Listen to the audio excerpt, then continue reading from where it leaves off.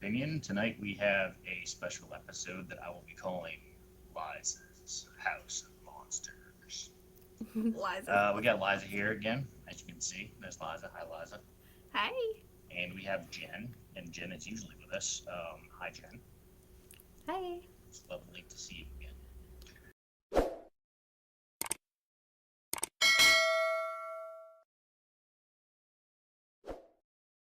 Um, Liza likes to listen to true crime, and she's a serial killer addict, like so many people are these days. And she likes to kind of educate us sometimes on some of the lesser knowns. So tonight she's got a list of basically some kind of form of top five, something or other, where we're going to learn about these really interesting serial killers. So, Liza, why don't you start us off? Yeah, so a lot of these are lesser known. The last one is more well known, I believe, but they are lesser known, but they are some of more of the more brutal serial killers, in my opinion. Just how they get their victims and some how they actually kill their victims as well. I do want to give a trigger warning just for everyone. There are some children killings in this, very young children. So if that does bother you, I suggest that you do not listen to this episode. So, You don't want to hear about children dying. Go away. yes, very brutally, some of them. So I do want to give that warning. Um, Yikes. but I will try to gloss over that as much as we would like. So the first number five on the list, his name is Charlie Number Brandt. five. Sorry, go Number ahead. five, his name is Charlie Brandt. He is the newer one of the serial killers. Some of these killers are in the 1800s. He is the newest one. Charlie Brandt was born Carl Eric Brandt, February 23rd, 1957, in Fort Wayne, Indiana. On January 3rd, 1971, after the family had gone on vacation, Charlie's dad killed his dog, and I think this kind of got something into Charlie. And so at the age of 14 years old, that night, Charlie shot his pregnant mother and killed her. He also Oh. tried to kill his father and shot him, but his father did survive. He then went into his sister's Angela's room. His sister Angela was able to kind of calm him down and go to a neighbor. And from here, he spent about a year in a psychological hospital, a psych ward. Um, and from that on, he did have two younger sisters at the time, age 3 and 2, and they thought that their mother had died in a car accident. So, first off, you said that his father killed his dog.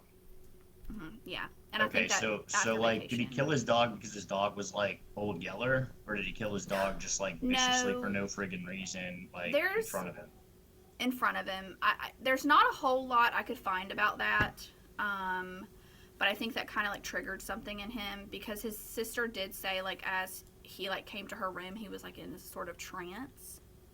So I don't know if he was in some kind of like trance or something. Um, And then he did a whole year, huh? yeah, One Well whole and enough. year in the psych hospital for killing your pregnant mother. How old did you say he was when he killed them? 14. Okay. Mm. And then the family moved to Florida. Family moved to Florida, like his father, him, and his sisters. After he Like got he out got of. out of the psych hospital after killing his mother, and his father's like, "All right, come on, Carl, Charlie, Brant, we're moving to Florida." Hmm. That's really strange. I don't think that as a father I would do that. I don't think I'd be like, "Oh, you killed your pregnant mother and my unborn child. What's gonna kill me? And let's move to Florida."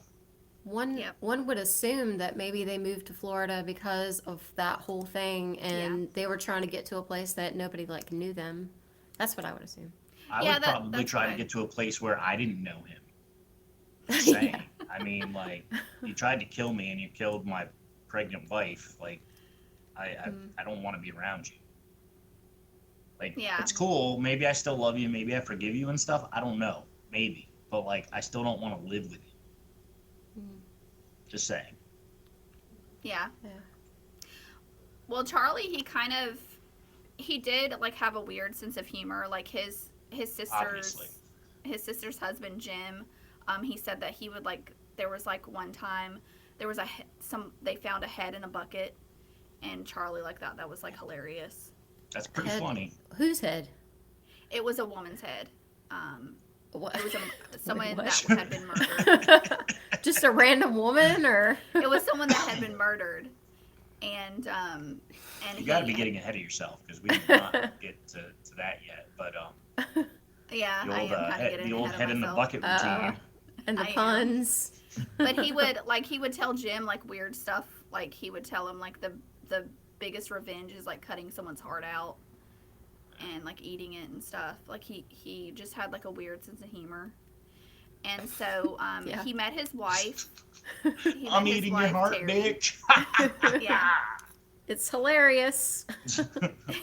He met his wife Terry, and one night they were at a bar. Jim was playing at a bar, his brother-in-law, and Charlie went to the bathroom, and she said that she was kind of like freaked out because she came home early from work one night, and Charlie was in his fish room like covered in blood. His what room? His fish room. He had like a Yes. They lived in the Fish- Florida Keys. Fish room, like So he would like get fish in and cut fishing the room, fish. like Yeah. with like fishing he would cut the rods and fish up. tackle and stuff. Okay. Yeah. Okay. And she said he was like covered in blood, but it was like a lot of blood. And she said there was also, Fish bleed. Not a whole lot. yeah, a lot really. of fish bleed a lot. well, she said it was like, it was enough to like concern her. Mm. And there was there was a murder about a block down the road. And she just kind of like, Made the he connection. kind of freaked out. Yeah. So the big thing about him, this is the big night of his murder, this big murder that he did. So in September of 2004, there was a mandatory evacuation for Hurricane Ian at the Keys. Okay. And so him and his wife Terry, they decided to go to her niece's house, Michelle. They decided to go to her house in Orlando. Orlando's And nice. so, yeah. And so that weekend, they also visited his dad and his sister, and they said something was kind of off. And so by Wednesday, September 15th, Michelle's mother, she began like to be very worried. And so because she didn't hear from Michelle or Terry, her sister or her daughter, for a couple of days, so the mother got one of her friends that lived close by Denise to go over to her house and check on her.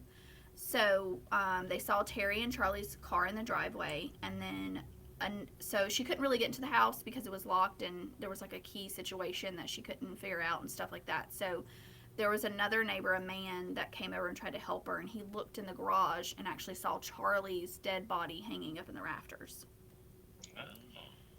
And so then the police came, they went inside the house, and then they immediately came out and threw up. Mm. And so they found Terry on the couch. She was stabbed 7 times. That was his wife. And then they found her niece, Michelle. Michelle had been stabbed in the chest. She was decapitated. Her head was beside her body. Her heart had been cut out. Her breasts were severed off. Her intestines were in the trash can in the bedroom. Her panties and bra were shredded and thrown around the house. And this was the niece? Yes, his niece. Mm. Sounds kind of sexual, sexual type motive. Yeah. Hmm. There was people that thought that he had a sexual attraction to his niece as well. Mm. So, Yeah. there Normally, are. when I fantasize about women, I think about lopping off their breasts, so that's fairly normal. Yeah, that was definitely a personal thing as well. Hmm. There's 3 murders that they definitely possibly think that it could have been him, as well as 26 other murders in the area that fit his MO. When they searched Terry and Charlie's house, they found charts of female anatomy and medical books. You found what? Charts of female Charts anatomy, of what? females' anatomy and medical books as well. Yeah, like he was Medical books. studying up, planning. Oh. Yes. Yeah. Yeah. Well, I'll be damned. Sounds like a fun guy. Sounds like he's got a great sense of humor. Mm. And there's also like reports too that they don't know that Terry knew about his mother or not. So they don't know if she knew that he had killed his mother or not. So Oh. the fact that she was kind of like, and they think that there could have been like some abuse and stuff to Terry. So the fact that if she didn't know about the mother and she was still kind of like freaked out about that he could have murdered someone when he was in his fishing room, that is kind of odd. How does that not come up? So he moves with his father and his sisters to Florida. He marries this woman. Like, they all get together for family get-togethers. They just don't bring up the mother ever, or is it like an awkward moment at like Thanksgiving dinner where somebody brings her up and they're like, "Oh, we don't talk about that with Charlie I around." mean, Like, there are plenty of families that do not talk about certain people. yeah, it's just like that's kind of a big thing. Like, you think somebody at some point in time would have taken Terry aside and been like, "Yeah, no, he killed his pregnant mother." Well, Um, Angela, his sister, did tell her husband Jim about it. So he knew. okay, well, maybe he should have But the spilled other beans. sisters thought she had died in a car accident. So they didn't find out until after all of this that he had actually killed the mother. So even they didn't even know. The two youngest sisters. Huh. Do we ever find out, like, why he killed his pregnant mother? I mean, No. you said it was the dog thing that kind of, like, started it off or whatever. But I was just, like, wondering if maybe the dad, like, told him, oh, the dog went to, like, a better place. He's going to go to a better place. And maybe, like, the guy, like, in his messed up mind thought, well, my mom will go to a better place. Or did he just harbor, like, hate for his mother? Was he going to be jealous of the baby? I don't know. I'm like, I'm I know. spitballing here. I'm I like, couldn't find anything that he really did not like his mother or his parent. I mean, I think he kind of had some animosity towards his dad, but I couldn't really see anything that he didn't really not like his mother. His sister, there was a recording of his sister, and it seemed like she kind of just thought he kind of just snapped, or just yeah. was just in like a haze or a daze or some kind of thing like that, and just he didn't really know exactly what he was doing. Oh. So Yeah, the little bit I read up on this, I really didn't find much motive myself. Some of the cases that you're bringing up tonight, I found more motive than this one. It did seem like he was just sort of psychotic, quite Yeah. frankly.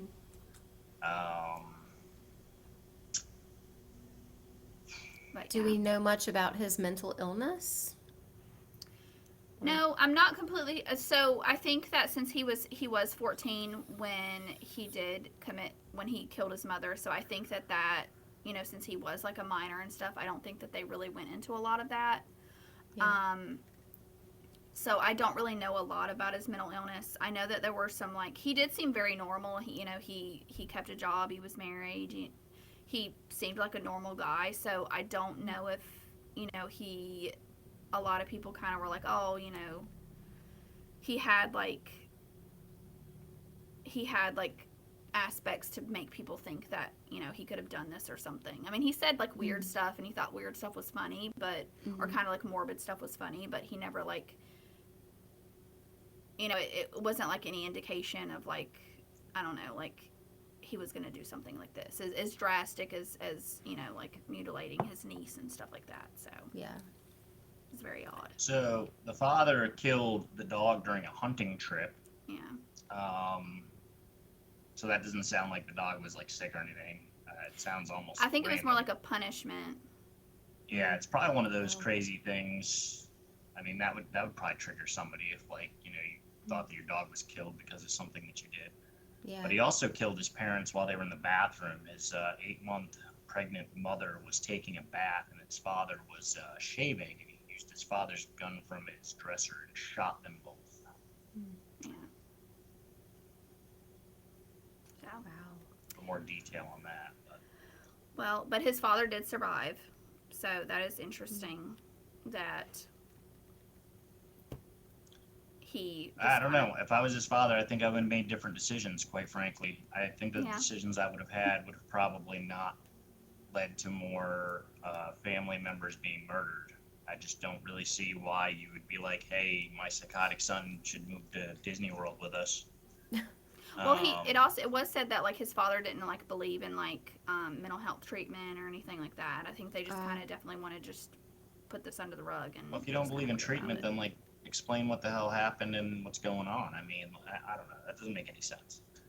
Yeah. I don't understand people like that. But I've met a lot of people in my life that like don't believe in psychology or think it's like black magic or something. It's really strange.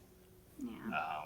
Yeah, it's true. Like you made that look, Jen, but there's a lot of like yeah. old school people, especially that like don't believe in psychology. Like they don't believe in people being depressed, and they don't believe in treatment and psychology helping people. And it's kind of crazy to me, but I mean, I know there are people out there that don't believe in that, but you said something about they think it's black magic, and I was like thinking, what in the world? oh, Like, how do they get that? I was kind of being sarcastic. Like it's like Oh, they act like it's I don't know. Like they act like it's like you're learning how to do magic tricks or something instead of like an actual science. Like they mm, you know. I ran into a lot of people like that, especially when I was in school for psychology. Kind of people that were just like, well, I don't really understand what the point of that is, sort of Yeah. thing. And it's all good. You don't have to. Chances are, if you don't understand it, you probably need it. But anyway, the point What? is that that's an interesting one. And what's interesting also to me is that I've heard other cases where people have used the guise of a hurricane to commit murders. Like it's kind of Oh yeah, interesting that that is so people do creepy. that. Like it's like a natural disaster's happening, and there's certain people that are just like, hey, this would be a great time to get away with murder. Wow. I can think of at least two other cases, not in detail, but in my mind that I've heard of in Florida. I believe actually where people have murdered somebody during a hurricane. Mm. mm, Uh, I don't know. It's kind of crazy. I guess That maybe is. yeah, they think that like, and I mean it really. I mean, you're probably not going to get away with it regardless. But I mean, realistically, nobody's really concerned about what you're doing individually during a natural disaster like that. I mean, mm, it's Yeah. kind of one of those pick up the pieces later sort of thing because typically people are more worried about not dying themselves. right. Yeah. Well, moving on to another more jollier topic, but well, it's not really jolly. Her name is number 4 is Jolly Jane Toppin. Jolly Jane. I wish her name was Jen so we could have another Oh nickname for no. Jen because we've got so many good ones. Jolly Jen.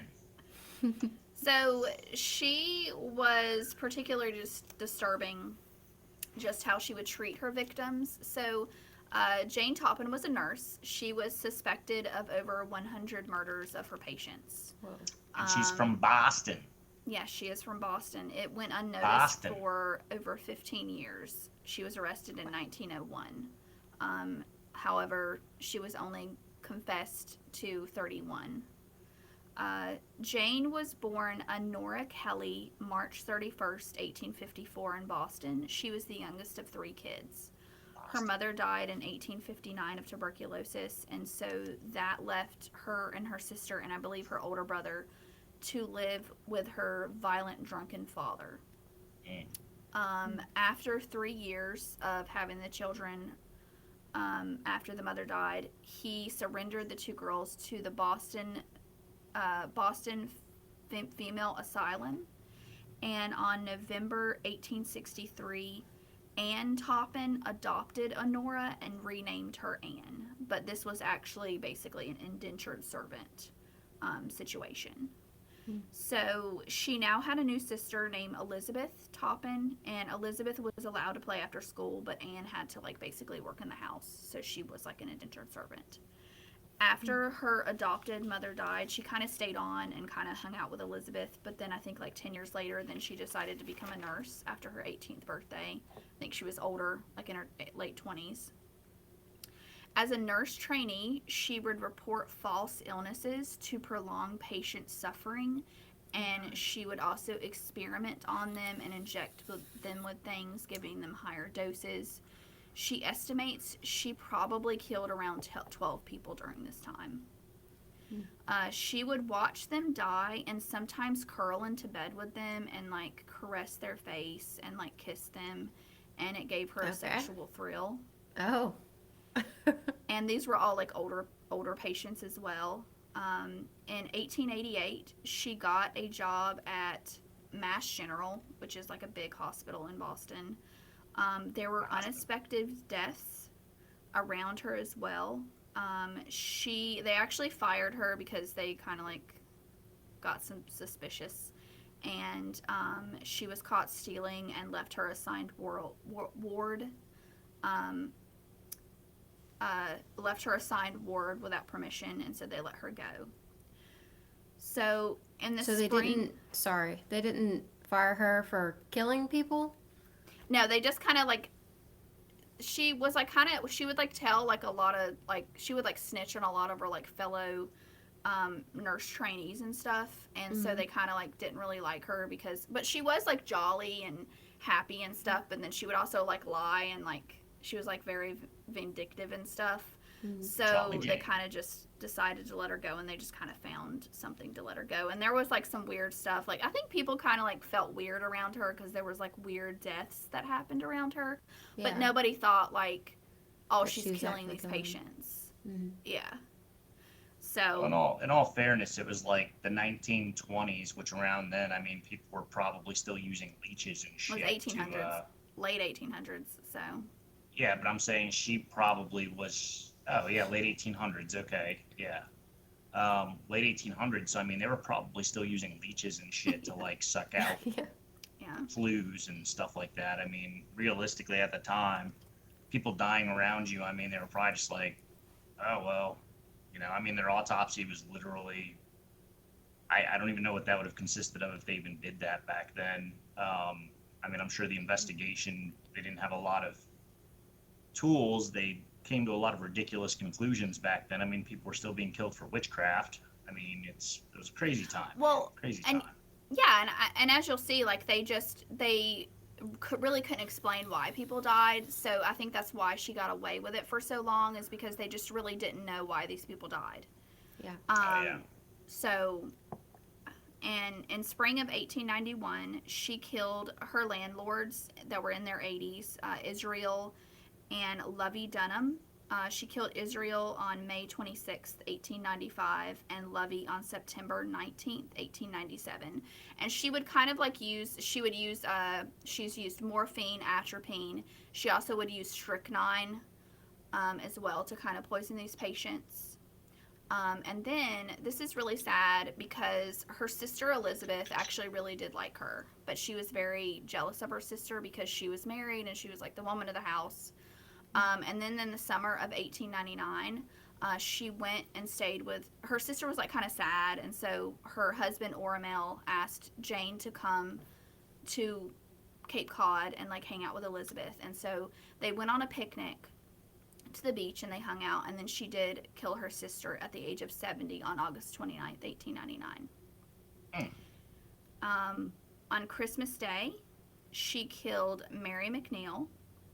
Then in January, she tried to get with her brother-in-law again, and then she found a young woman helping him after her sister died, and so she killed a young woman named Florence Elkins. Claire, I can't pronounce her last name. On God January rest her 15th, soul. 1900. Then she killed January 22nd. She killed William Ingram at the age of 70. February 7th, she killed her friend Myra Connors. So she would also kill not only patients, but she would kill family members and friends. In the summer of 1981, she went to live with her sister's neighbors. So in Cape Cod, she went to go kind of like vacation with some neighbors and kind of stay with and help them out and stuff at kind of a discounted rate. Aldalon and Mary Davis, she went and they were going to let her stay with them at a discounted rate. And so she kind of was just like paid them a little bit and then just like kind of bounced and went back to Cambridge. And so when Mary went to go collect the money, Jane like got really pissed off. And so she was like, okay, I'll get you the money. And then it was like really hot. So they thought that Mary had just kind of collapsed because it was so hot. And she actually wound up poisoning her as well. And then she kind of like got this vendetta in her head that she wanted to kill the whole family. And so then she decided to kill the husband, Aldon, and the two daughters, Genevieve and Minnie.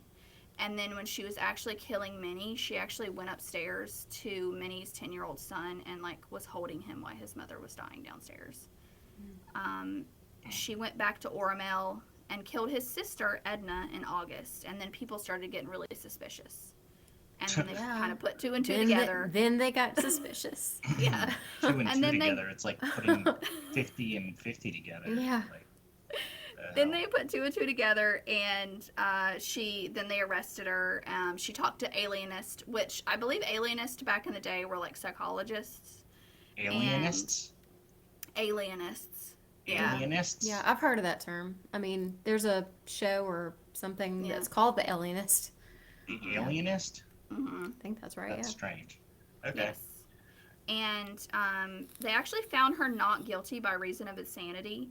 And she actually went to an insane asylum and died at the ripe old age of 84 on August 17th, 1938, of natural causes. But it was kind of funny because when she was in the mental institution and stuff, she was like afraid to eat because she thought it was poisoned. So Yeah, I because think P Diddy's that would've going served through her that very right. same thing right now. yeah, P Diddy is also worried about his food being poisoned, so probably is- by the same people that killed Epstein. But that's a whole other show. but yeah. So, that's- first of all, ladies from Boston, greatest city in the world. Just want to throw that in there.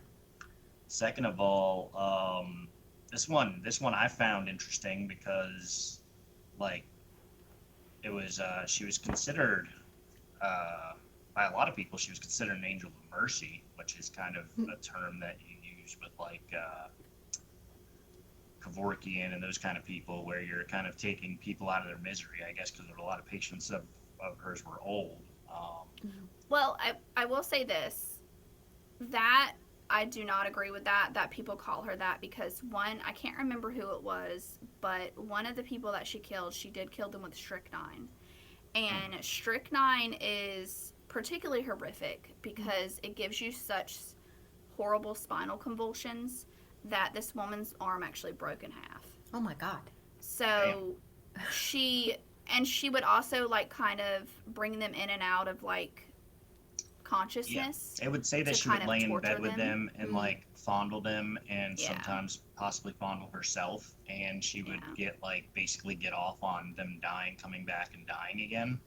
Is what a little bit of it is what I read. Yeah. So that's kind of interesting. I mean, I Yeah, don't so know, she she's, would like, definitely not do it out of mercy. She did it out of her own like sick thrill of it. laying next to like a 70-year-old dying man, fondling yourself while he goes in and out of life sounds a little, Yeah. It Well, was dark. really bad. Yeah. to say the least. Yeah. So Jolly she was, Jane. she was not very nice. No, And so no. moving on Definitely to the third brutal one. It's crazy though how back then it's like you could get away with anything. Like the mafia back then, Yeah. you could literally just like kill anybody and just be like, I wasn't there. It's like, well, prove I was. No security cameras. Yeah. Not Like, back we then. can't prove you were there. Okay, well I didn't do it then. Well, a lot of these people too, like kind of, which is kind of interesting as well, like why kind of people, it took a long time, is that some of these people were like, they said that they died of like exhaustion or like a broken heart or different kinds of things too. So it's kind of like, they kind of just like wrote stuff off, because she actually did she worked in Cambridge and Mass General, so she was kind of like worked in these like prestigious hospitals, so they're like, this woman is not doing this, these people are just like actually dying of these things. People here don't die of strychnine, they die of broken hearts. Yeah, exactly. Okay. So, okay, here's your the one that you said, the Werewolf of Hanover. So this is Fritz Harman. Fritz Harman. Fritz the Harman. Vampire of Hanover. The vampire Wolfman, or werewolf of, yeah, whichever one. So, the Butcher of Hanover. yeah. Sorry.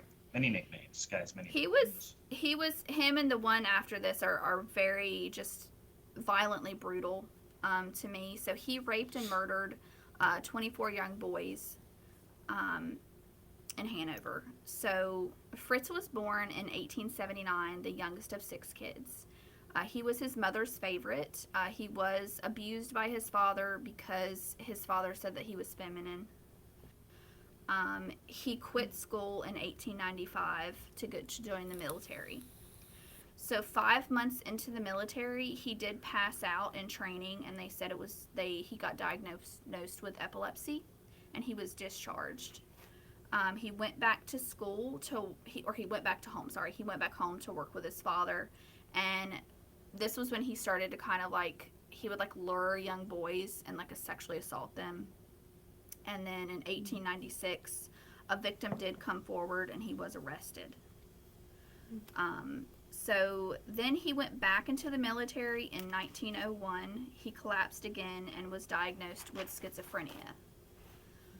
And then he was discharged from the military again. And then in 1913 he did become the weird thing about him was that he became a police informant. And so like people would kind of like trust him a little bit more, like even like when they would see like young boys like go back to his apartment and stuff like that, they did kind of trust him. And so September 1918, Fritz met Friedel Rotha in a cafe, and he like kind of hung out with Rhoda and his friends, and they like kind of had kind of had like a sexual relationship before, but this one particular night, Rhoda didn't want to have sex with Fritz, and so Fritz raped him and ripped his Adam's apple out, and he died of asphyxiation. And so that would be kind of come Fritz's thing about ripping their Adam's apple out. Did he rip the Adam's apple out with his mouth? Yes. Like, did he use his mouth? He bit it out. So that's why he was called, like, the wolf or whatever. Yeah. The Vampire of Hanover. Yeah. Dun, dun, dun. And Fritz dumped the body parts in the cemetery, and then he actually kept his head in, like, a stove. So he would, like, dump a lot of the boys' body parts and stuff in the river as well later on. Then Fritz met his on and off again boyfriend Hans Grons, who was 18. Do you say Hans Grons? Hans Grons. Hans Grons? Hans Grons. That's a hell of a name. Hello, I'm Hans Grons. Then 5 years later, he killed Fritz Friedel, age 17. Then he began trading in contraband meat. Say contraband meat? Yes, contraband meat. Human meat? Contraband meat. Well, I'll get that to the end of the story, but okay. But he did cut his victims up. He did cut his victims up and throw them into the river.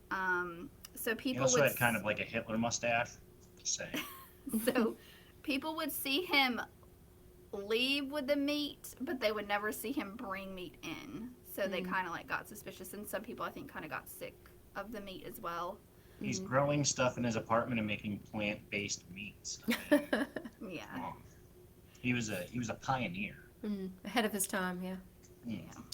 So then in 1923, he killed Wilhelm Sitchell, age 17, excuse me. He would also do this thing where he would ask about the boys' families to see if they had anyone that would miss them. Among his victims are Ronald Hook, Hans Sonnenfeld, and I'm sorry, a lot of these names are hard to pronounce.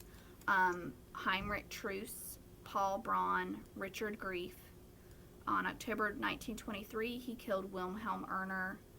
Heinz Berkman, age 13. November 1923, Adolf Hangner, 17. January 5th, 1924, Ernest Speaker. May 26, 1924, he killed Fritz Wittig because Hans Grons liked his suit. So Hans Grons liked his suit? He liked his suit. So he was like, I'm going to get you that suit by ripping his throat out with my teeth. And so there's like some speculation that Hans Grons knew about the murders and like kind of ignored it. Well, it'd be a little weird that you're like, I like that suit, and then the next day it's like hanging up in the closet for you. I'm like, where'd you get that suit? Yeah. Why is there blood on the collar? That is true. And then this is really bad, but May 26, 1924, he killed his youngest victim, 10-year-old Frederick Hobling, after he was skipping school. That's what you get for skipping school. I know, but 10, that's so little. I know, That's young. That's a baby. It's not funny, but I mean, I feel like after somebody's been dead like 100 years, you know. But then June 14th. Less tragic. It's not. He was It's still 10. I tragic. know, it's awful. It's I'm terrible. just He's a little kidding. baby. It's terrible. Then June 14th, he killed 17-year-old Eric DeVries, but his sister did report that she saw him with Fritz, and that he was watching him. And so police did search the river after that, and they found over 500 bone fragments. And so the summer of 1924, they searched his apartment and found traces of blood, and they did find Fritz Whitkit's suit.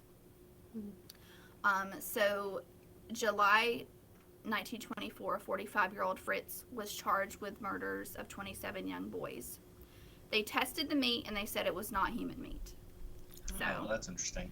take that with a grain of salt, because I don't know what previous meat was. He was charged with 24 of the 27 murders because he said the other murders Hans Grans committed. So, but then after he was put to death, the night before he was put to death, he did recant his statements and say that Hans Grans had nothing to do with it, but Hans Grans was sentenced to 12 years for aiding and abetting. After Fritz was put to death, they did test his. They did find they found traces of meningitis in his brain. Oh. So they believe that could have led to some of like the very violent behaviors and stuff like that. So. Huh. I didn't know that was a thing. I don't know that much about meningitis. Yeah. I think it like swells. It's like leads to brain swelling swelling. of the brain, and Okay. so it can cause like brain damage. And they said that most of the time it kind of corrects itself, but in some cases it can like cause brain damage and stuff like that. So they think that's what caused him to pass out and things like when he was in the military and stuff. So Oh. yeah, So he had it for a long time. yeah, because he back then he was like 15, Mm-hmm. so that was a long time to have like a brain damage and things like that. So Yeah. but that was really sad. All those He young was boys and killed stuff. by guillotine. Yeah, That's pretty awesome. We don't use that anymore. I think that should be something that we still use. It's pretty sweet. It's quick and painless for the most part.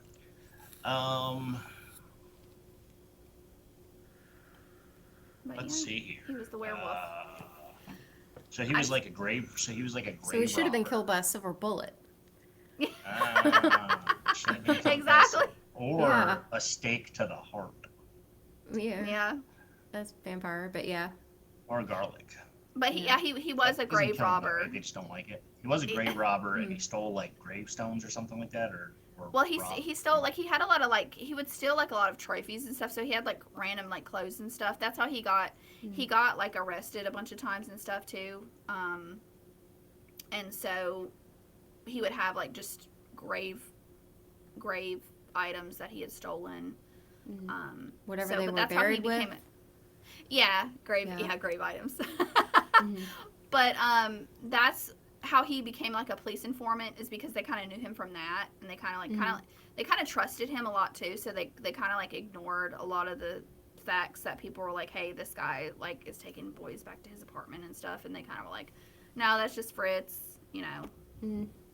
That's just Fritz. Good Yeah, old Fritz. The exactly. grave robber. Fritz the grave robber. He's a little eccentric. But you can trust him. Yeah. 'Cause he's He a won't rip your informant. Adam's apple out.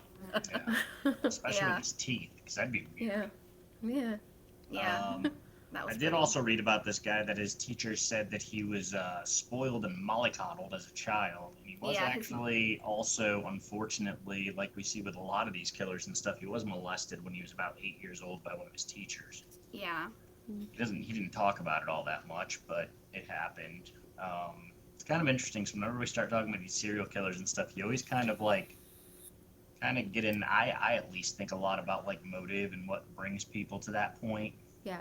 And I always think that that's like really, to me, one of the most interesting things about cases is kind of like, well, why did they do that? You know. Well, I think in his Definitely. case, it wasn't necessarily his childhood. I mean, I think he did have some like kind of abuse from his father, maybe like physical abuse, but I think it was definitely his brain, like the Could be meningitis both. and kind of like brain damage and stuff like Yeah. that. I think it was kind of more from that, where some of these other serial killers, like we're getting ready to see the last two, like they were severely, well, not the other ones, but then this next one, like they were very abused as children, or not severely abused, but they'd had very hard They childhoods. were they were Mhm. mildly to absurdly abused. Well, they had a lot of sexual abuse, Mm. which to me, I think that can trigger a lot of things in someone. So Yeah. Well, I mean, I've always said it, and I think that a lot of it's like the perfect storm. I mean, I think that mental illness can play a part in it. I also believe that some of it is biological dispositions to certain things. I also believe that some of it is the way that you're brought up or how your parents treat you, experiences you have, seeing somebody kill your dog, et cetera, and so on, getting molested by a teacher when you're 8. yeah, But I mean, I think that there's many different. It's kind of like building the perfect storm each time, and I mean, it's different for each person. And the fact that we do have a lot of common denominators. If you look throughout serial killers and you look throughout murderers and stuff, there are a lot of commonalities. A lot of it does usually stem from some kind of predisposition to mental illness as well as some kind of abuse, whether it be like a over controlling or overbearing mother or father, or seeing certain things in your child.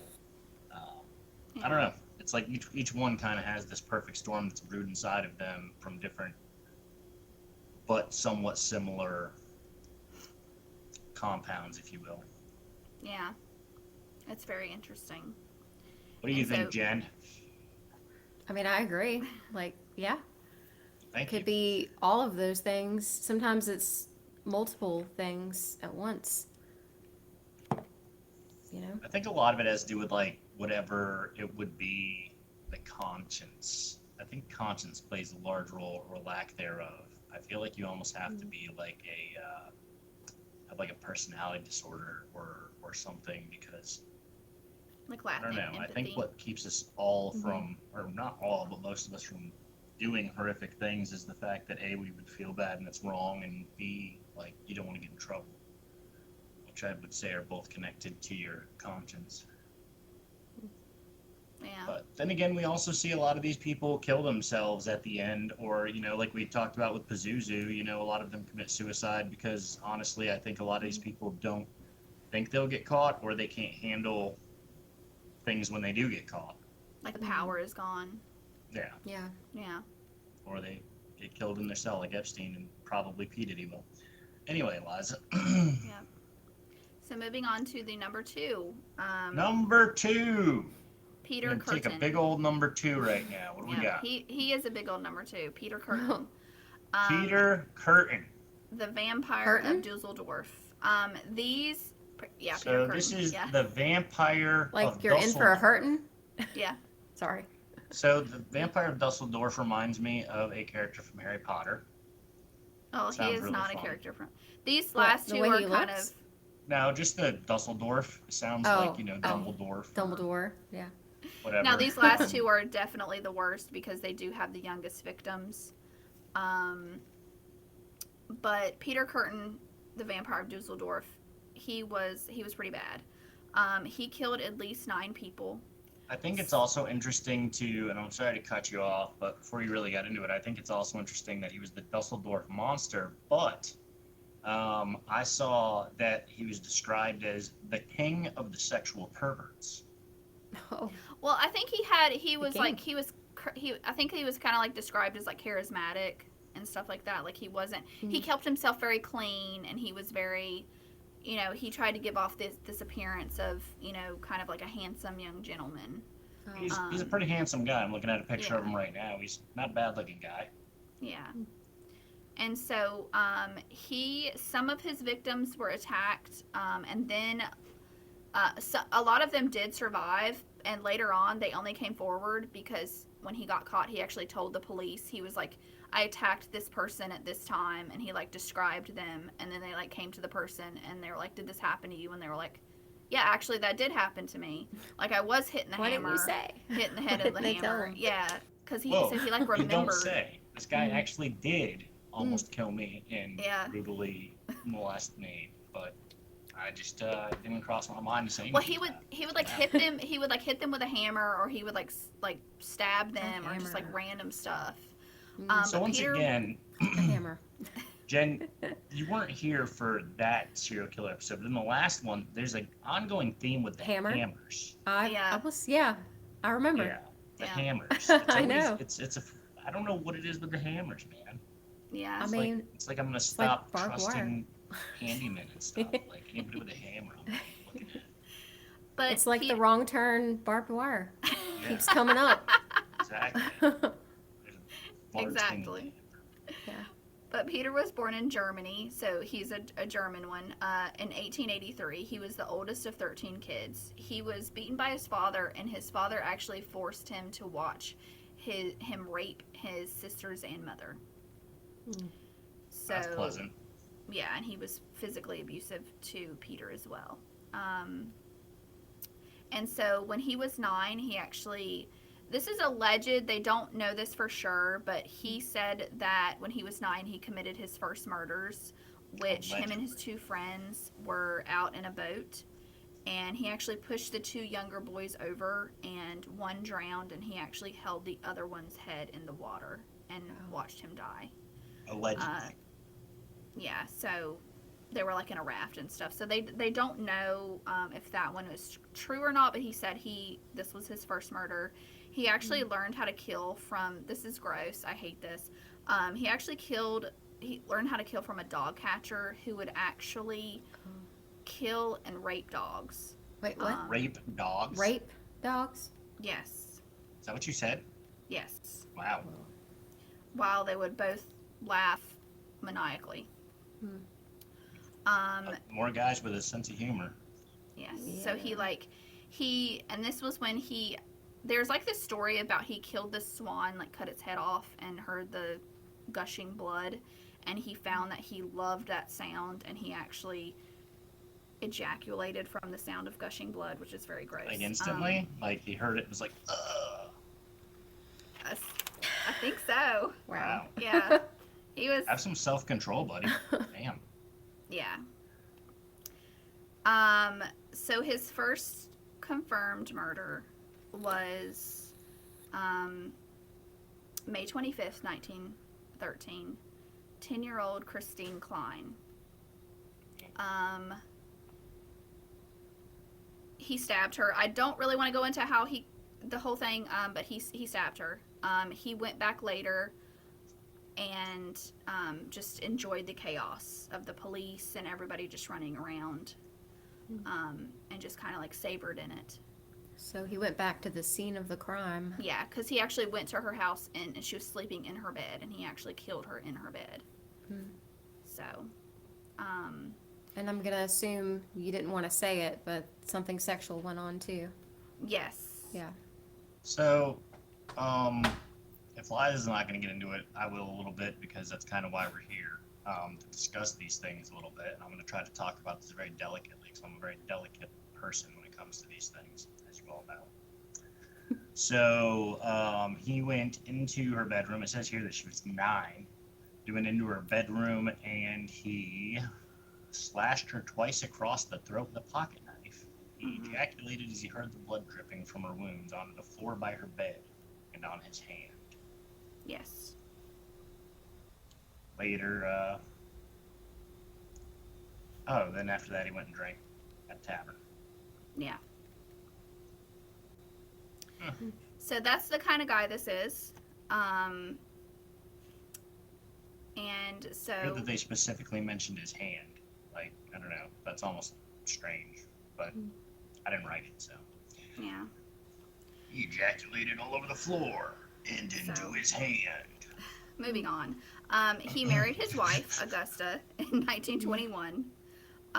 February 3rd, 1923, he tried to kill a woman named Maria Kuhn.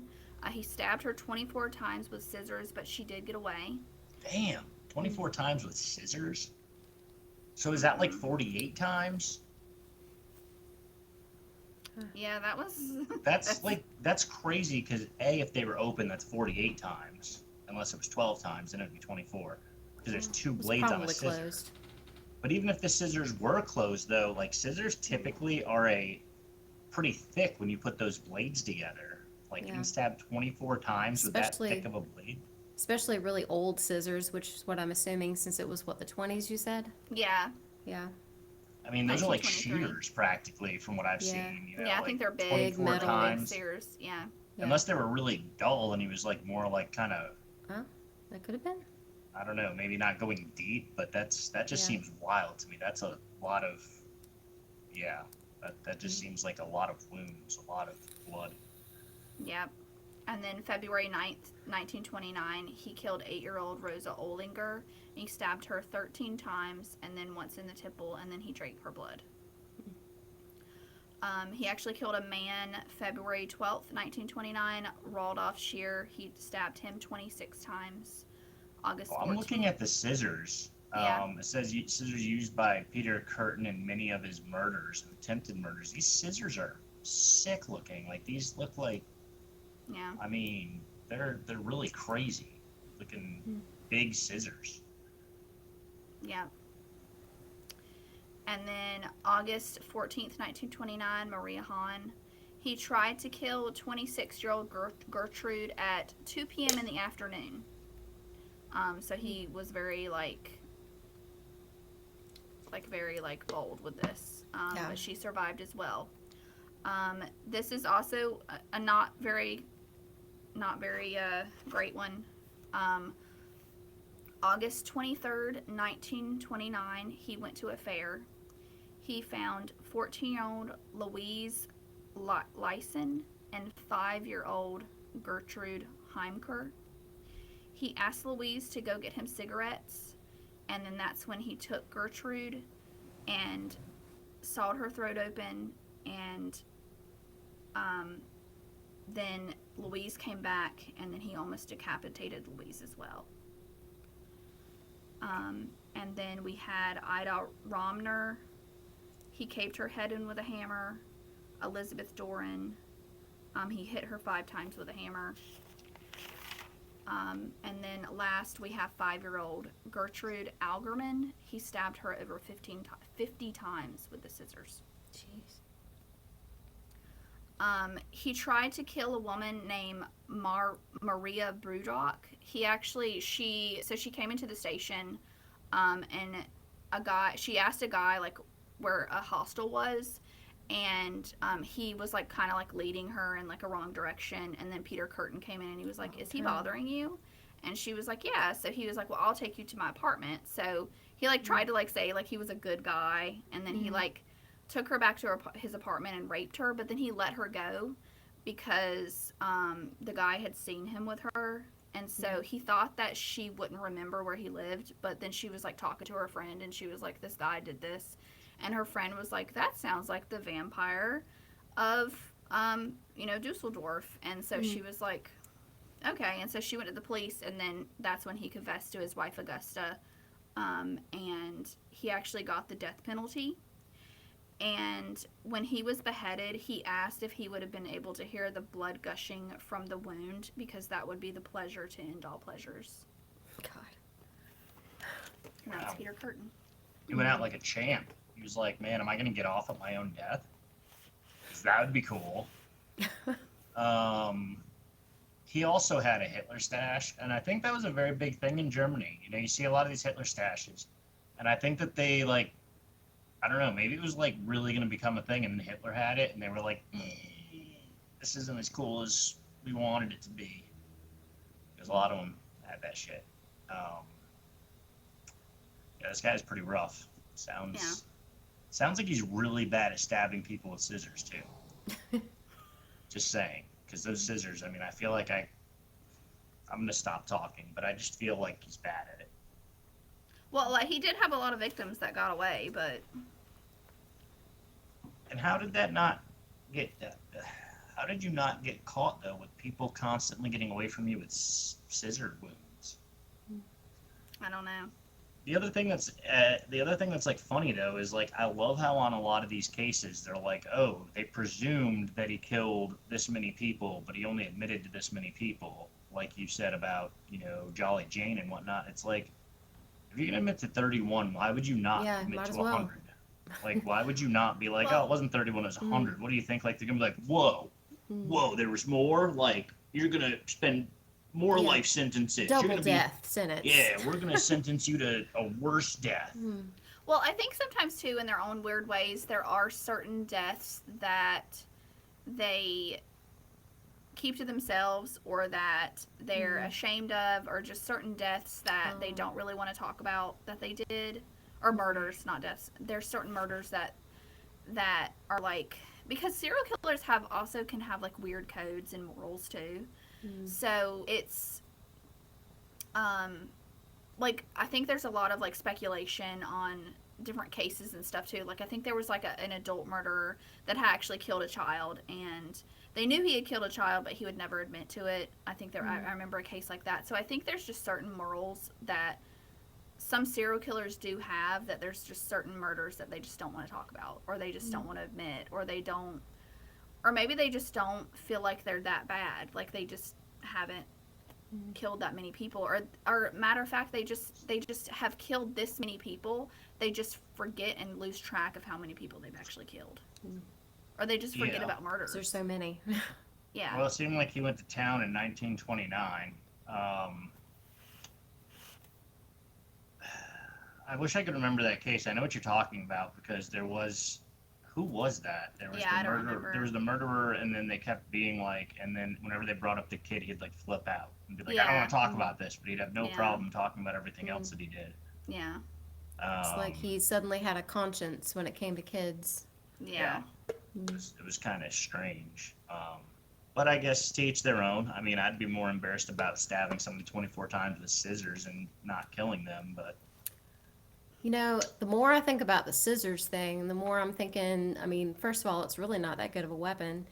yeah, Because, I mean, assuming, of course, that they're closed, yeah, it's really just the pointy end that's doing the most damage. yeah, It's not like a knife where you have like that edge. You know what I mean? that's Mhm. true. And that's doing damage for sure. Especially a Um, serrated knife. yeah, exactly. Yeah, because Doing it's it like, like So, that. yeah. yeah. So now it makes more sense to me the more I'm thinking about that whole scissors thing. Um, that it's not doing the job, you know? It's not doing Well, what they that's a good point you make, and actually now that I'm Yeah. thinking about it too. So like when you use scissors, if you try to use the where they open, where Mhm. where you typically have your fingers, yeah. if you tried to use that as a handle, I don't know how that would work if you'd be able to actually fit your fist in there really well, first Right. of all. It would be hard to do it with them open. Yeah. Yeah, or if you didn't have your fist on them, you wouldn't want them to open while you were doing it. Mhm. So if you had your hand below the handle part, your hand's going to slide. Like I Mhm. think when you're trying to Possibly. stab, because Yeah. the Yeah. scissors would hit and your fist, Mhm. your fist would go So down maybe the it wouldn't scissors go part. down as far. Like There you maybe go.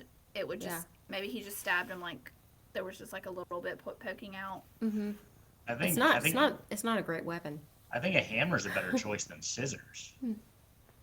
Well, I mean, so I think from the women that he killed, he only hit them like just a couple of times with the hammer, and they basically died. Their head like caved in. I So. mean, one good whack with a hammer, you're pretty much Yeah. out of commission. I mean, But I think he but really loved that blood like gush thing. that's true. Like probably like Yeah. scissors. I'm sure it was like I'm sure somehow the scissors had to do with some kind of sexual gratification. 'Cause Yeah. it sounds to me like he Mhm. was totally a sadist and Yeah. and it sounds to me like he killed literally for the sexual pleasure and the. I mean, if you get off at the Reveling. sound of blood dripping, I mean, chances Well, I are that's think probably a he large liked part of to, the motive. like even the guy that was killed. I think he was like a mechanic or something. But he liked to kill people that would have big impacts. Like he wouldn't Mhm. kill like a lot of people say like prostitutes are like less dead. Like Mhm. he didn't. He thought, I think he thought that like prostitutes and stuff were like beneath him. So he wanted to kill like precious people in society. Like that's why he Mhm. killed the little girls and the women and stuff like that. Like he didn't. He killed women that were not prostitutes and things like that. So Did it say if this guy was this guy was straight, right? Yeah, he was. Yeah. Okay, because I was just wondering, because the last guy, I didn't want to confuse him. The last guy was more homosexual in Yeah. nature. Well, Peter was actually married. I don't know if I said it. He was married to a woman named Augusta, and so there was like this weird thing that people thought he like loved her and stuff, but I don't. And she like actually turned him in and stuff. So, and he actually admitted to her about the killings. So he was married. Maybe he thought like his wife couldn't testify or something. That used to be a thing, I think. Well, I don't think she really knew about any of them. Hmm. So I want to know. I would never want to be a part of this or be privy to this, but I always think it's interesting that there's these people that are married to like serial killers and they've killed dozens of people, and like the wife never had a clue. It's like how they've got to be either incredible at hiding it or like it has to be one of the most naive women on the planet, because it's like at some point in time there's got to be something that you'd be like, that's weird, like there's something weird going on, there's something, you know, well, whatever the case may be. I mean, yeah, there has to be something with that many victims. I don't know, blood on the shirt, or like they act a certain way after certain events, or like something. well, I think a lot of these guys are like very like Dennis Rader and stuff like that. Like they're very good at being charismatic and lying and kind of. I think, and a lot of like you wouldn't believe it. It'd be like, oh, my husband is a serial killer. Like you're not. That's not going to be your first thought. You know what I mean? So I think Probably it's my first thought. yeah. Well, I mean, yeah, it'd probably be my first thought too. But a lot of people just don't think that way. You wouldn't like go that dramatic. You might be like, well, maybe he's having an affair, or maybe this or that. Like, I don't think you would be like, oh, he's murdering all these women. So I automatically jump to conclusions. I think most of the women that I've dated are serial killers. Something will happen, like you burn the meatloaf, and I'm like, you're fucking killing people, bitch. But I'm a very suspicious person by nature, so I guess that's a little different.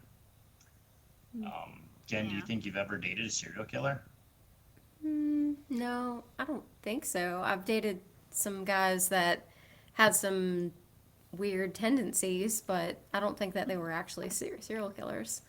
Hopefully, they weren't having sexual relations with dogs. Oh God. That's pretty gross. yeah, Yeah. that was Um, gross. The gross part of that. that's how you get weird diseases started. Shouldn't do that. So Yeah, are I you don't ready? know. Are you guys ready for number one? Sure. Oh, this guy was also killed by the guillotine, which I think we had mentioned Yeah. because he wanted to get off by his own death. Yeah. I don't know. I think we should go back to like But he public liked that. guillotine murders. He definitely like. Well, I know that, and I think there's like a thing where like you are aware of being killed by the guillotine for like at least a little bit after you're dead.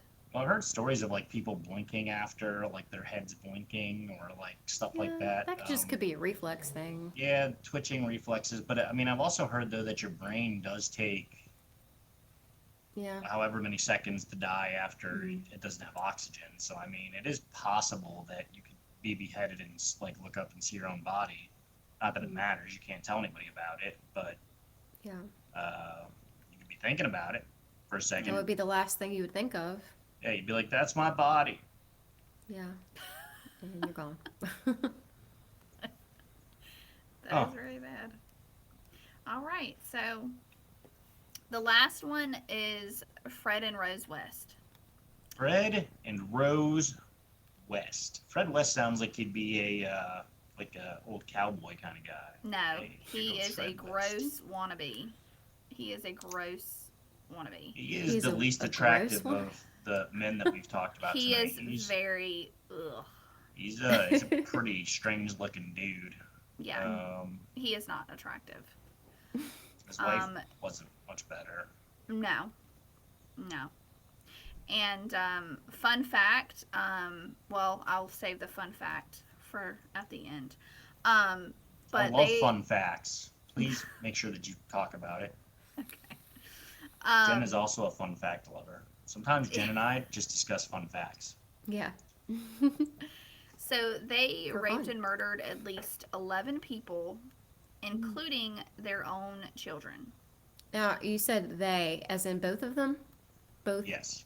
Both. Okay. Wow. Yes, this was a husband and wife Mhm. killers.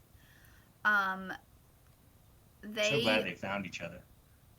yeah They have they so were much in common. Yeah. Yeah. Sometimes it's hard to find people you have things in common with these days, Yeah. especially. they're actually an English couple. Their house is famous. It's 25 Cromwell Street.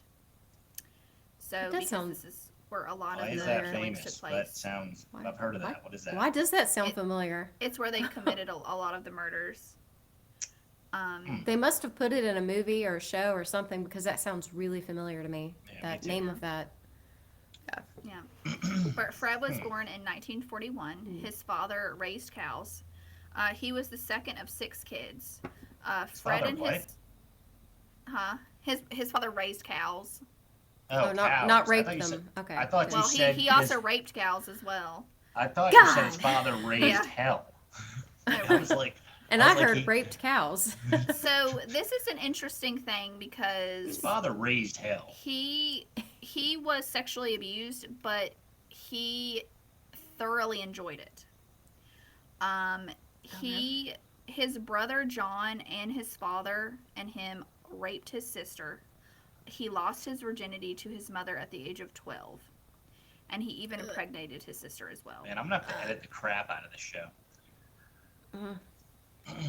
Anyway, Why? continue on, because the R word. But it's Oh, all, okay. no, it's all good. We've already gotten this far. Yes. Why stop now? Let's He talk about quit- all the other animals that were sexually abused. He quit school at family. the age of 15. And he was very much into bestiality. He actually had a good relationship with his parents because his parents kind of liked that he was so gross. Into bestiality? And Yeah. into being raped or whatever, or raping things. Yeah. You'd be like People- sitting at the dinner table like, Mom, you'll never guess what I saw the other day. I watched this dude totally fucking an ostrich. And they're like, whoa, you're so weird and creepy. We love that. Yep. That's weird. He actually had a head injury, which is the thing in serial killers. He had a head injury when he was young. He actually crashed his motorcycle into an oncoming car. He was in a Ouch. coma. How young was he? I'm not driving a completely motorcycle? sure. Probably in his teens. But he had Well, a at that metal point, plate. He hadn't done growing better because be one of his just legs killed was him. shorter than the other. And he had a You metal said one of his plate. legs was shorter than the other? Yeah. Okay. Yeah. Sometimes I have to did she just say that? Yeah. And he also he was trying to look up a girl's skirt and she pushed him and he fell head first onto the concrete, so that was another head injury as well. So he was just gross all around. Damn. He was finally outcasted when he got a 13-year-old girl pregnant in his town. Oh, that was That's terrible. that's what made Yeah. him an outcast. Wow. That okay. What a terrible human being. And then he married a woman named Rena. When they were married, Rena was actually pregnant with another man's child, Charmaine. And so, then after they got married, Rena and Fred had their own daughter, Anne Marie. So they had two daughters now. After he got married, he had a job as an ice cream truck driver, and they think course. that this was an course he accident, but he actually ran over and killed a 4-year-old boy in 1964 with his ice cream truck. That's And they- terrible. And they think Yeah. that was an accident. They think that was an accident, but A child being Yeah. killed by an ice cream truck is one of the most tragic things I've ever heard. Yeah. yeah, it's That's really terrible. awful.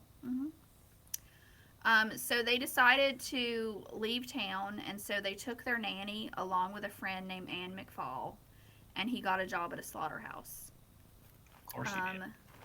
Yeah, Fred perfect job. became pretty sexually violent, so Rena and the nanny left, leaving Charmaine and Anne Marie in his care with Anne McFall. Why would you do that? You took the nanny with you, but you didn't take the kids?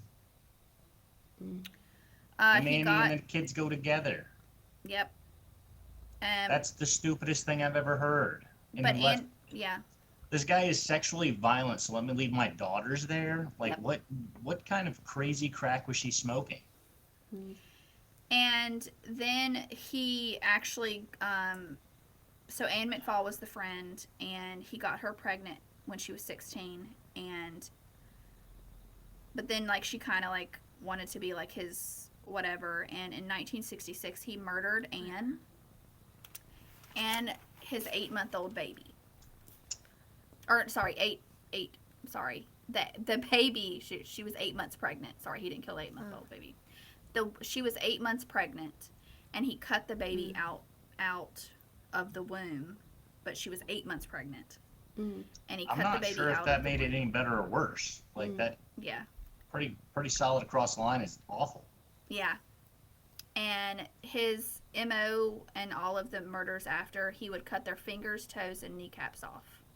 Kneecaps? Why? Kneecaps. Yeah, that's weird. Did you say kneecaps? Like I've never heard of that one before. I In don't want all the anybody to. serial killer things. Yeah, well, I wouldn't want anybody to recognize these kneecaps. I'm gonna go ahead and lock those off. And then in 1968, that's It's when very he odd. met Rosemary Letts, which is Rose West. And things only got better from there. Yeah. Rose was born November 29th, 1953. So the thing about this is that Rose's mother was very depressed while she was pregnant with Rose. So while she was pregnant, she got regular shock treatments for depression. Oh, Gee. that was a big Um, thing back then. Shock treatment. Yeah, and so Still Rose prevalent would, in the 50s, right? This I was believe the so. Yeah, 70s. this was 1953. So Oh, Rose was born in 53? 1953, so it would have been in the 50s. Yeah, and it was still Ah. prevalent then. Yeah. Okay, I Yeah. thought you said 70. No, they did the murders in the 70s. Okay. He met her in 1968, but we're going to Rose's Past. origin. The Um, origin story of Rose West. Yeah. And so she would rock a lot and like do it for like hours and like swing her head and stuff. And so her nickname was Dozy Rosie. Dozy Rosie. Yeah. Her These people father got some was sweet nicknames. I want a sweet nickname. her father was very Jolly Jake. abusive to the other kids, but he would sexually abuse Rose. And she still continued to have a sexual relationship with him until his death. And they think that actually some of their kids were actually her father's. Oh God. So yeah. Sounds like the perfect woman for Fred West. Yeah. I wonder if they'll ever hook up. So shortly after him and Rose like got married, Rose became pregnant, and then Fred was sent to prison. And while Fred was What was he sent to prison for? I'm not sure. I need to go back and read that. I was trying to like cut this down for time. I told you not to worry about that. I know. But so he was sent to prison, and then she actually had their daughter Heather. And then she did not do well as a mother of 3 children.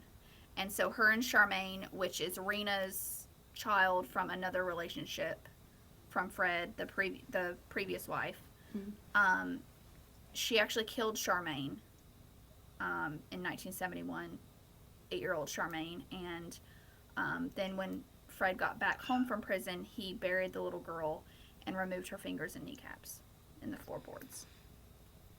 Do And we then ever when- find out about the kneecap thing? Like that's just so odd. Like I'm not sure. I don't know. That I think could it's be some a kind of a thing. slaughterhouse thing. I don't know. because I've heard of like so many different body parts being cut off, and like I've just never ever heard of the kneecap thing before.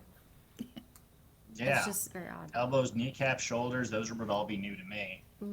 Yeah. Definitely heard of fingers, toes, hands, Yeah. feet, eyes, Mm, boobs, boobs, yeah. ears. Yeah.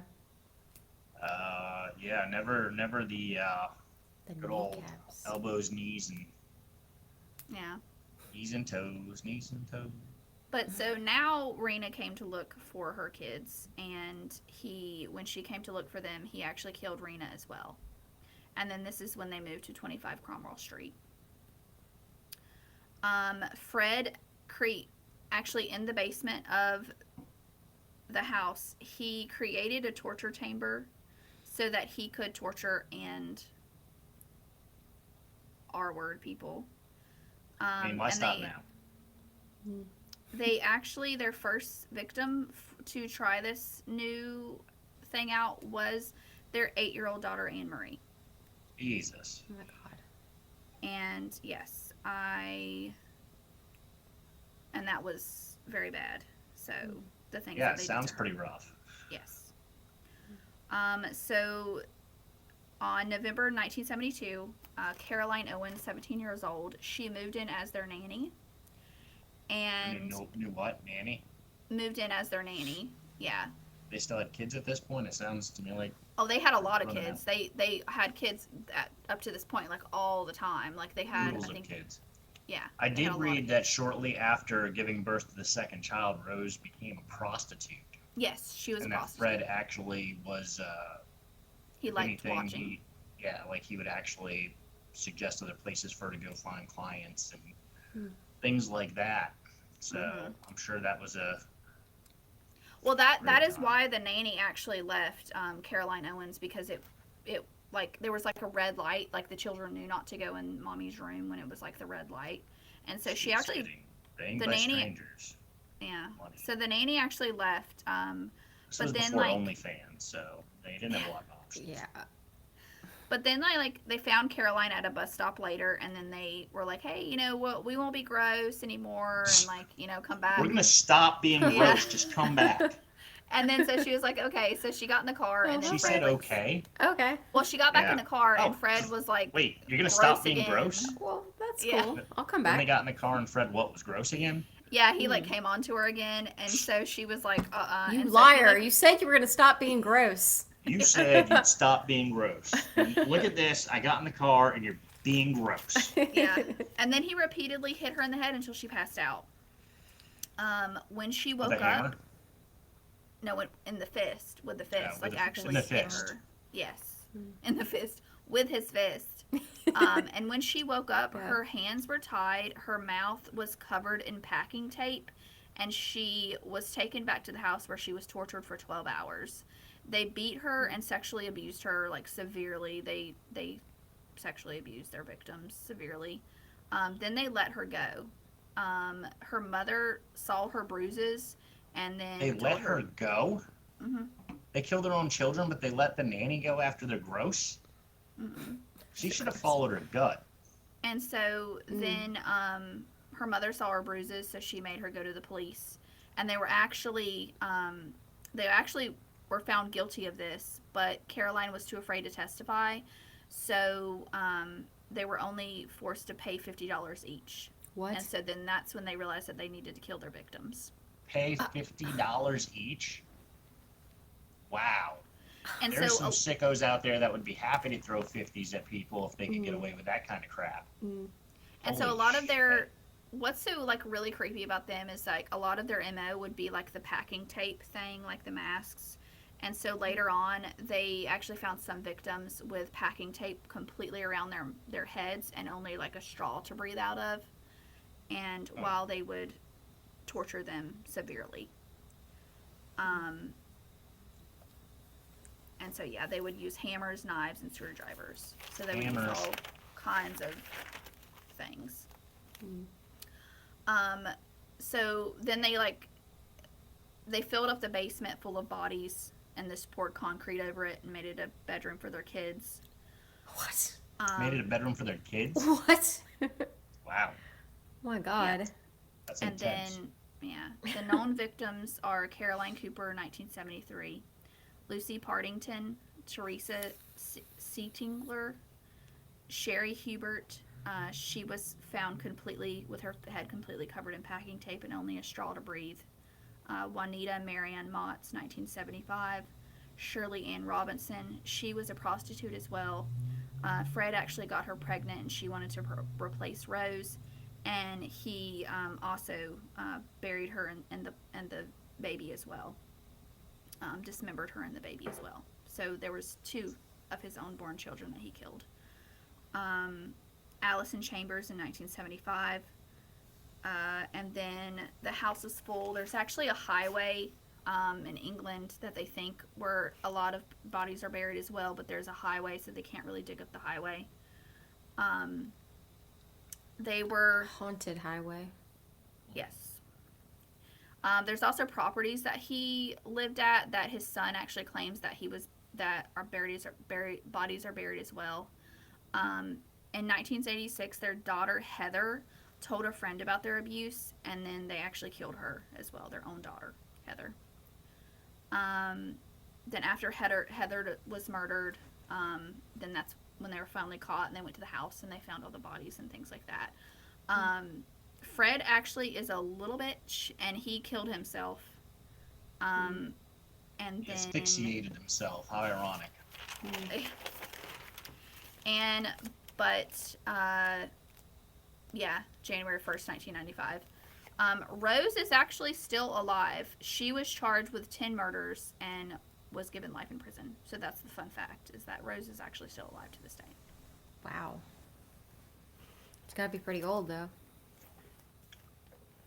Yep. Yeah, I was like wondering how people didn't notice these children missing, but I found a picture of like their family, and there's literally like two, four, so there's like 7 or 8 kids in the picture. It's like Yeah. people probably couldn't even keep track of how many kids they had, quite honestly. Like, wasn't there 6 kids now? There's always been 5. Are you sure? But now there's 7.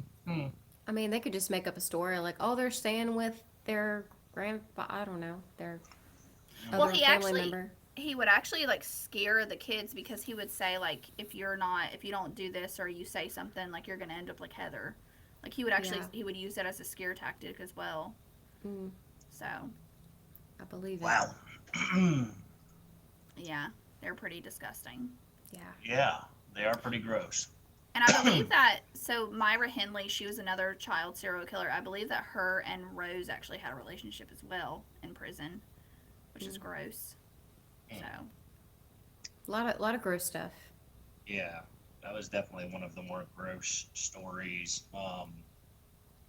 It blows my mind how people could abuse children, much less like have children basically to abuse. Like, it's mhm. such a sick thing.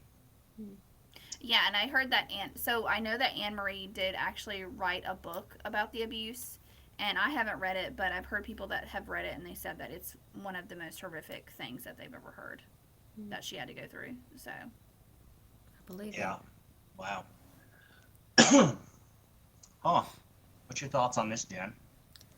Well, the only thought I'm having right now is how different it is to hear about things that happen for real versus watching horror movies, which, I do quite often, and I do get a thrill for the grosser elements. But anytime I hear stuff that like happened, in real life, I am not desensitized to that yet, or hopefully I never will be, because it's still quite shocking, and so different from the fictional.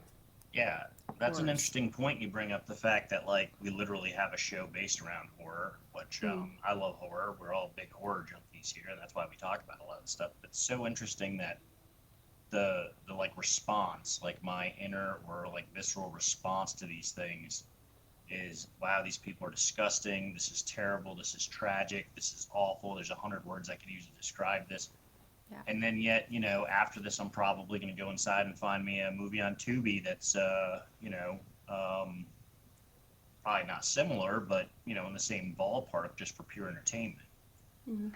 It's kind of interesting how we kind of compartmentalize, sort of the real from the fake, or and it's like it's entertainment on one hand, and, for Liza, it's entertainment the other well, way. it's not really entertainment. I think it's fascinating in the aspect of, why do these people do this, and how can we stop this kind of thing from happening? How can we notice, if we notice, like you say, like, how can you not know? Like, I think it's like standing up and saying, hey, this is happening, I think this is happening, and not looking like a complete and total ding dong when you're wrong. Like, I think it's seeing and noticing and speaking up, like the Kitty Genovese thing. I was just thinking about Genovese, and I was thinking the same thing that you're going with, that a lot of people, if it doesn't involve them directly, they don't want to be involved. They don't want to point it out, talk about it, discuss it. I mean, it's almost like people want to give each other privacy or stay out of each other's business or just not be involved, maybe, so that there's literally no responsibility on them, perhaps. Yeah, exactly. And And I I think mean, it's also it's very interesting too. It's exactly like, why do these people become murderers or serial killers or uh, sexual sadists or abusers or things like that, or why did Fred enjoy his abuse so much where others do not, have it as trauma? Like, he viewed it as more of like enjoyment as a young child. Like, it's just it's interesting to me to kind of like know the signs of these things so that we can definitely be aware of these things, because I think a lot of these things did were able to slide back in the day because people were not aware of these things that were happening. And so these horrific things happen to these children, these women, these young boys, because people just didn't know. They just didn't want to fathom this could happen in our society. And I think that it's kind of important for us to kind of realize that these things can happen so that we can bring awareness and possibly stop a situation or put an end to it. well, I think there is a probably like a larger formula or a formula that makes more sense, but I think it's such a huge web that like it would be hard to figure that out. I think Oh, that's yeah. like almost I think it would take like lifetimes to really get down a formula for what actually is the warning signs. And even then, when you see the warning signs, what can you do about it if nothing has happened? I mean, like if you're like, hey, this kid is going to be a psychopath when he gets older. I mean, what do? You can't lock him in a room for the rest of his life because you see the signs. Or you I can mean, it try to might. create scenarios to make it so that it has things for other avenues he can use that are Yeah. healthy and normal. Healthy outlets. Maybe some therapy early on. Yeah, I mean, I don't know though. Some of these people, I don't think it would help. I hate to say that, but I can't see this helping certain people. Yeah. Um, yeah, I mean, I don't know. I'm all about the motive when it comes to these things, why people do what they do, where people come from. I mean, it's that part is very interesting to me. I mean, then again, there's also part of me that just thinks, maybe some people are just evil. I don't know. I think that kind of Um, takes away the choice, though, that they actually chose to do these things.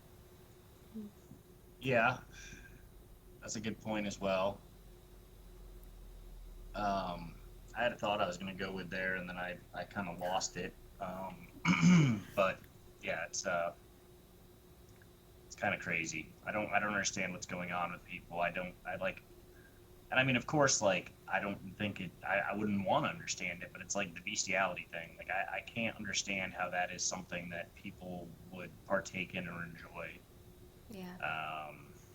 I have no idea. I mean, I don't know if it's just like I don't know. Some people have a thing in their brain where they just want to get off. It doesn't matter who, what, when, how, or where, or if it's just I have no idea. Like I just trying to think of why these people or put myself in some of these people's shoes to try to understand it better. It's like it just blows my mind. I can't comprehend why people do some of the things that they do. Exactly. It's kind of crazy. Well, I will definitely be glad to let a lot of these cases go because I do have to admit it does bother. It is interesting to kind of like just like looking at these cases, but then when you kind of like deep dive into some of them, it does get daunting and very emotionally draining. So I love true crime, but I gotta admit, I take breaks. I have to take yeah, breaks. I step away from it sometimes, even for like a year or two or something, because oh, I know where I was going earlier. Is that like people these days they're all like they kind of say like these times like they're like it's crazy these days like what's going on and everything. But as you bring up these cases, I don't know about Jen, Things are but just as until you crazy. yeah until you gave me the Worse list, I've either. never heard of these people, Yeah. and like I think this kind of stuff has been going on forever. Like we just don't know about a lot of the cases, Definitely. or hell, some of Well, the people probably got away with it because you see that Yeah. back in like the yeah, 1800s, it's like they didn't even know what was going on. Yep. yeah. And there You was know, I no mean, social media back then, so that's one of the reasons why nobody hardly knew about it. I mean, yeah, and these days Exactly. we're like bombarded with all the things happening with the news and social media that everybody's like, we're yeah. living in crazy times, and it's like, but really, is anything Mm. that's happening right now more crazy than some of these things we've talked about tonight?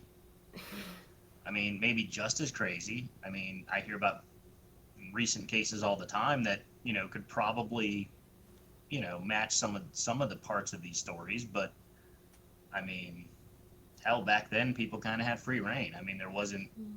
Oh, CCTV, and there wasn't social media, and people back in the 1800s like to go live on some rural farm somewhere and be left alone by everybody, and nobody like ever coming to your house or checking out what you're doing was pretty common. I mean, a yeah. lot of people did that kind of thing back then. Some people do it now, but definitely back then a lot less people were in your business. uh, it's wild. Mm. It's absolutely wild. Yep. And after this, I'm sure Jen and I are both going to go our separate ways and watch some horror films. So um, well, thank you for sharing all of that with us, Liza. um, I always like it when you have new and interesting lists because it kind of gives me new stories, and not always the best stories, but still very enjoyable to learn new things. I don't know about y'all, but I actually did come up with a recommendation for tonight. If you guys didn't, that's fine, but I did. Okay. And I actually came up with this recommendation when I was reading a little bit about Jolly Jane Toppin. Okay.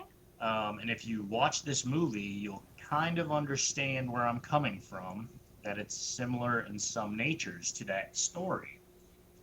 Not necessarily spot on, but what I've recommended tonight is a movie called Come Back to Me.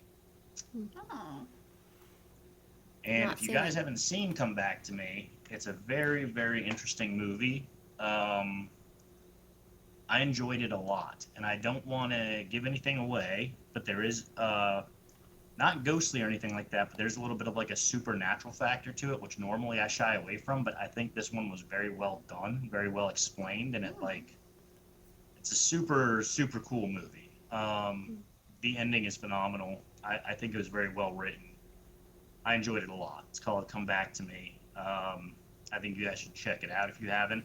Oh, I'll have to see it. I think especially Jen, you'd probably really enjoy this one. Okay. But Liza, I also think you would enjoy this one. It's not. I don't think any animals are harmed in the making of this movie. Um, and on top of that, it's a really interesting storyline. So it's kind of cool. It's a cool flick. I think you guys should check it out. Cool. Um, did you guys have any recommendations? You don't have to. I just thought I I'd throw do. mine out there because it reminded me of this case. I do actually. Just a case. I know I watch way too much true crime, but I don't know if you have just kind of like a popular topic right now is the Menendez brothers. I don't know if Oh you've yeah, I seen. saw that they were coming back up. They're trying to like Hmm. get out, right? They're trying to. Yes, yeah. So there's a series on I believe it was Netflix called Monsters, and I think it's an 8 or 9 part series that I just watched. It was really good. And there's also a documentary that came out with it as well, and it's very fascinating. Um, Is this the same monsters that like Charlie Hunnam is supposed to be on the yeah, next it's one like a as Ed it Gein? was Jeffrey Dahmer, and then they did the Menendez brothers, and then they're gonna do uh, Ed Gein. Ed Gein. Yeah, Okay. Oh. so it's like a series, but it it was I think it was very I think it was really good, and I'm glad it like brought to light their case again, because if what they say is true, like you know it's kind of like are the monsters like them or their parents, so Oh. it's So we interesting. learn a lot more about their like childhood and stuff. Yeah, Yeah. and there's actually another witness I believe that is coming forward in the case as well, so Oh. Okay. It is in my watch list, but I haven't watched it yet. The Menendez brothers one. Yeah. It does go on a little bit. Like they could probably have cut it down a couple of episodes, Mm-hmm. but it's interesting. Like the first 2 or 3 episodes is very good. They've been Okay. doing like Netflix and a lot of these companies, media companies, they've been doing really interesting and great, docu series and stuff lately. Yeah. I've watched quite a few that I thought were pretty good. Um, Very well done. I mean, they're getting some really good stuff out there, I think. I think so too as well. Jen, did you have anything that you wanted to recommend, or you just recommend list tonight?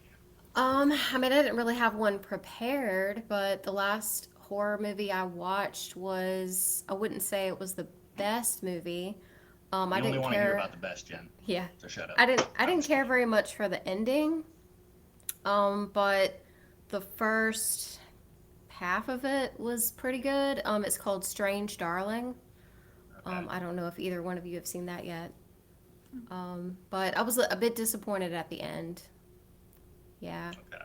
it didn't quite go in the direction that I thought it was going to go, and I think that the ending I had in mind was actually going to be better. But I don't write movies, That is so so obnoxious to me when you're watching a movie yeah, and you like it even and it's good, and then you hit a point where you're like, I wish I could have just written the rest of this yeah, because I could have done something different that would have been so much cooler. yeah. Um, It's like, yeah. it's just like when the death at the end is just so lackluster and nothing really like gets resolved, let's say, or I don't know, like the one I had come up with was like way better, and I was like, that's gonna happen, that's probably gonna happen, and then and then and then they just die, and then that's it, Mm, the that end, sucks. boring. Yeah. Yeah. I just watched one recently that I thought was kind of interesting, and sometimes I think it's interesting when you see a movie that does go against the grain a little bit. Hmm. On a different side than yours, sometimes you're watching a movie and you're like, I know that this kind of movie there's going to be like the heroine, or there's going to be somebody that comes out victorious at the end, or whatnot, and then like sometimes you see a movie where it's like they take a different turn on it, and it's kind of almost a little refreshing in a way. Hmm. And I just watched this movie on Tubi called Nail Biters, or Nail Biter. Um, and that was pretty interesting. I'm still like in my mind trying to figure out a little bit of like what was going on there. Even though they did explain it, I'm kind of like I don't know if I could wrap my head around it. But I thought that one was kind of interesting. And once again, I'm also on the same page as you. I am not recommending this as a top tier, top 20 horror movie. But I am saying that I thought it was a little refreshing and interesting as far as it went against the norm a little Yeah. bit. And I thought that was kind of cool. Like it had some parts where I was like, wow, they just did that. So that was kind of interesting. And I don't want to give too much up, but I will just say that I enjoyed it in the same way that I enjoyed parts of Game of Thrones.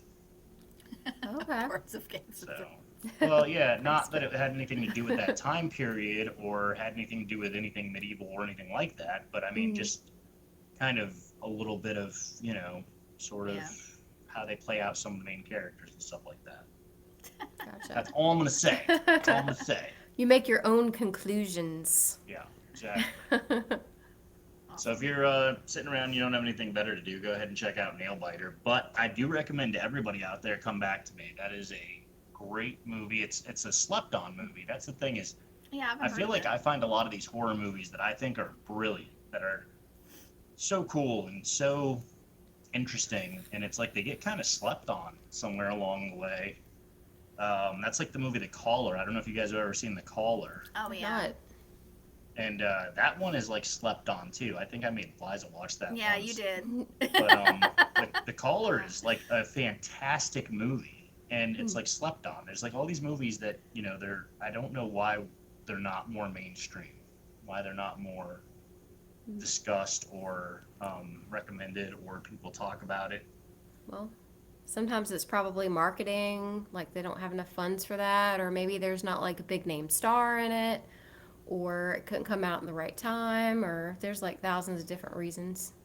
The Caller had a couple of fairly decent stars Wasn't in it.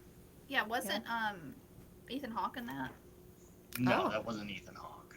I was Who about to was say that? that's a big name. Yeah, Ethan Hawke was not in that.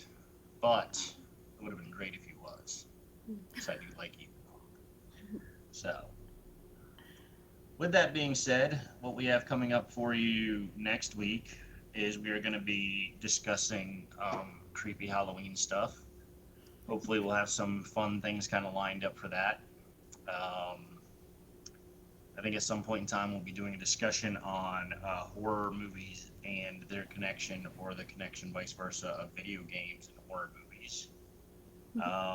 We've got some pretty fun stuff coming up and some pretty fun stuff planned. And as we get closer to Christmas and I get all geared up for that and excited about Christmas, we'll probably be discussing and watching some Christmas horror, which I spent a considerable amount of time last year trying to find good Christmas horror, and I have found a couple. And um, I don't know if you guys have ever seen it, but I also just recently watched the movie Thanksgiving, which is interesting because there wasn't really a horror, like a good Thanksgiving horror movie. I know there's ones where turkeys attack people and shit like that, but Yeah.